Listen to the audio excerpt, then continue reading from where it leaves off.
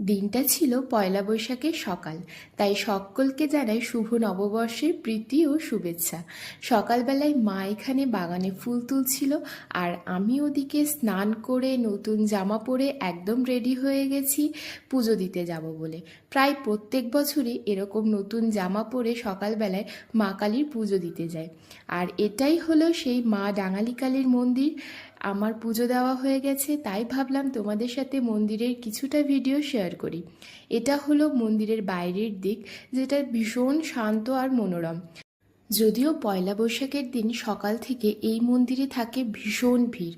আমরা অনেকটাই লেটে গেছিলাম, তাই একদম ফাঁকা পেয়েছি। আর মা কালীর মন্দিরের অপোজিটে আছে এই বজরংবলীর মন্দির, সেখানেও আমরা পুজো দিতে গেছিলাম। আর বিকালবেলায় মা সুন্দর করে রেডি হয়ে গেছিল নতুন খাতার জন্য। আর এই হলো নতুন খাতার মিষ্টি, যেটা ছাড়া পয়লা বৈশাখ কিন্তু একদম অসম্পূর্ণ।